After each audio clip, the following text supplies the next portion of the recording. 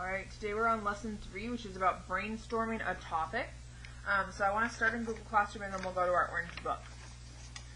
So when you're thinking about a topic, you want to think about some questions you have. Maybe something you want to know more about. Maybe there's an experiment you've always wanted to try and you've never gotten a chance to. Maybe you saw it on YouTube. Maybe your teacher talked about it last year. Maybe you just saw it in a book somewhere.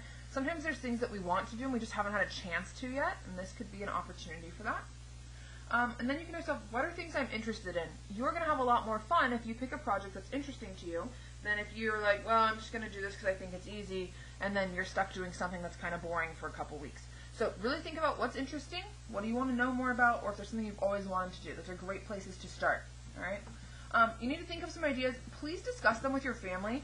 You're not in class right now, so your classroom is your house.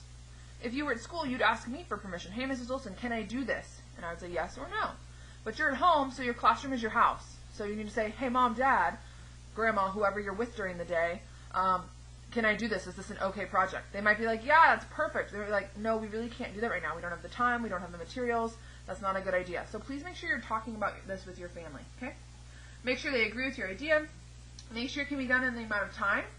Make sure you can get all your materials. And then tomorrow is when you'll actually tell me what your question is. So I put some examples here. A good example would be, what happens if you omit ingredients in a recipe? So omit means to leave out. So maybe I'm going to be making cookies and I'm going to leave out different parts of the recipe, and I want to see what changes. What are those parts for? Why does it matter? Maybe I want to do plants grow better if you play music for them? And I'm going to get some plants. I know a lot of us have already started gardens, so maybe you have some seedlings and they're sprouted. And maybe, say you're growing beans, and I'm going to take 4 bean plants, and I want to play a different kind of music for each one. One of them is going to get some country music, one's going to get some classical, one's going to get some rap music, and maybe one's going to get no music at all, because I want to see, maybe they don't like music. And I'm going to put my plants each in a different spot, and I'm going to play, maybe I play music for them 3 times a day, and I play the song. And then I'm going to see, well, did my plants grow better? Did they like music? Do they not like music? Maybe they don't. Okay. You could see, how good is my dog's sense of smell? So maybe if you have a pet, and I know a lot of us have different kinds of pets, maybe I'm going to take my dog and I'm going to try hiding food in different places, and I'm going to see if they can find it. Or maybe I took the guinea pigs and I'm going to build a maze. How well can they learn? There's lots of projects you can do, and it can be on all different kinds of things. Okay. A bad idea would be, can I build a house in one weekend?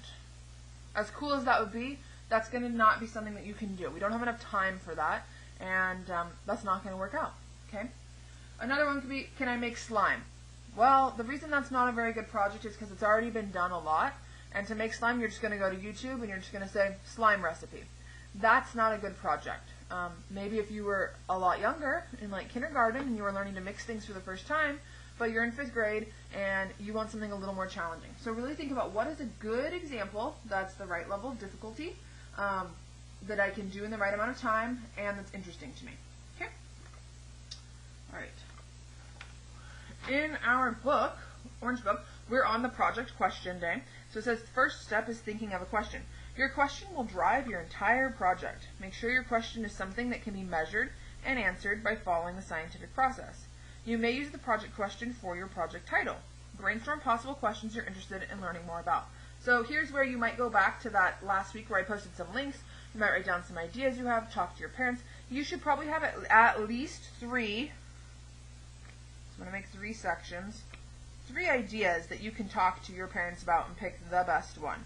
Okay, so once you have 3 ideas, you have 3 different projects you want to try, then you're going to be ready to do this next part. It says, once you've decided on your project question, write it on the lines below, and then get approval from your teacher for your project. So this is the part you'll turn in tomorrow, but you're going to write a question here. It needs to be a question. Questions start with things like, why, how, when, what will, those question words, okay?